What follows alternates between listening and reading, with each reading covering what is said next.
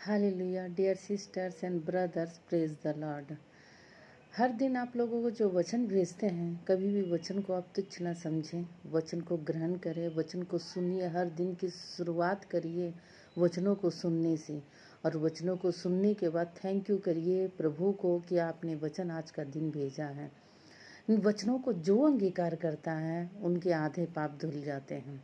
तो प्रभु आज का वचन भेजा है 11 नीति वचन के 11 अध्याय के 17वें वचन में लिखा है, कृपालु मनुष्य अपना ही भला करता है, परंतु जो क्रूर है वो अपने ही देह का दुख देता है। तो प्रभु ये वचन इसलिए भेजते हैं कि वचन के अर्थों को समझना है, क्योंकि कितने जन ऐसे हैं कि वचनों को नहीं समझ सकते। सीधे सीधे रूप में वचन को समझना और वचनों के गहराइयों को समझना, उनको भेदों को समझना बहुत ही अलग बात होती है। तो यहाँ इनका भेद यह है कि कृपालु मनुष्य अपने ही भला करता है। ये मत सोचिए जो दया करता है, कृपा करता है, अपना मन सॉफ्ट रखता है तो अपने ही बारे में सोचता है और किसी को कुछ नहीं करते। यहाँ का मीनिंग ये नहीं है कृपालु मनुष्य अपना ही भला करता है। यहाँ का मीनिंग ये है जो प्रभु का भय मानता है, हमेशा ये सोचकर चलता अपने जीवन में कि मैंने जो भी गलत कार्य अगर कर लिया तो प्रभु देख रहा है। हम भले ही दूसरे के नज़रों से छुपा सकते हैं, दुनिया की नज़रों से छुपा सकते हैं, लोगों की नज़रों से छुपा सकते हैं, लेकिन प्रभु तो हमेशा देखता रहता है। ईश्वर जो हमें बनाए वो हमेशा देखता रहता है, उनके नज़रों से हम छुपा नहीं सकेंगे। ये अगर इंसान के मन, दिलो दिमाग में, आत्मा में रहे तो कभी गलत काम नहीं कर सकता। तो ये सोचने वाला आदमी कृपालु होता है। वो हमेशा दया दिखाता है, कृपा करता है, दूसरों के बारे में सोचता है। तो यहाँ पर लिखा हुआ है कृपालु मनुष्य अपना ही भला करता है। तो यहाँ अपना भला वो कभी कर ही नहीं सकता है, वो दूसरों को भलाई करेगा, दूसरों के बारे में सोचेगा, दूसरों के बारे में सोचते ही वो अपने जीवन काटेगा। तो जैसे ही वो दूसरों के बारे में सोचता है, दूसरे के बारे में कुछ कार्य करता है, प्रभु उसका खुद ब खुद भलाई करने लगता है। तो यहाँ का मीनिंग ये है कि प्रभु उनका भला करता है। तो मनुष्य जो भी दूसरे के काम करता है उसका भला अपने आप प्रभु कर देता है।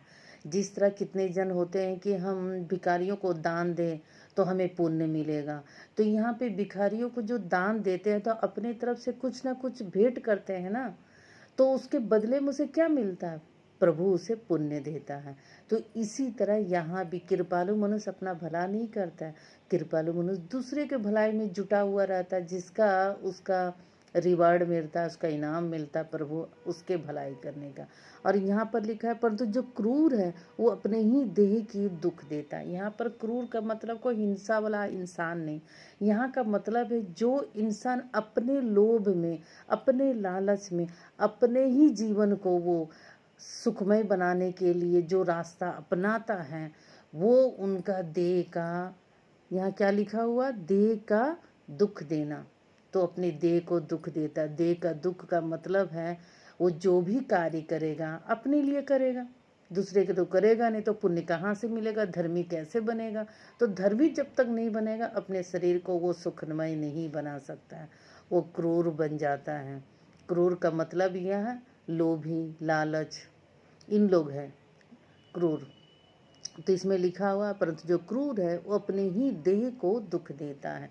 अपने देह को दुख देना मतलब अपने आत्मा में ना रहना, अपने आत्मा को लास्ट के समय में, अंतिम समय में उसे दुख देना। मतलब प्रभु जो न्याय करेंगे उस न्याय का जो भी फल मिलेगा उसमें प्रभु ये पूछते हैं कि तुमने अपने जीवन में कौन से भले काम किया।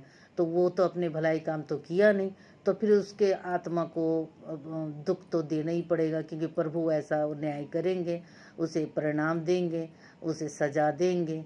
ये सारे कार्य होते हैं। इसका सीधा मीनिंग होता है कृपालु मनुष्य अपना ही भला करता है, परंतु जो क्रूर है अपनी ही देह को दुख देता है। यहाँ अपनी देह को दुख देने का मतलब अपने आप को नष्ट करना, परंतु उसको पता ही नहीं चलता वो अपने ही शरीर को नष्ट कर रहा।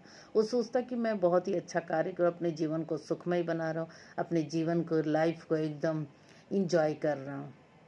आप इन मीनिंग को समझिए, और जिसे समझ में नहीं आता उन्हें भी शेयर करिए, और हर दिन वचन को समझिए।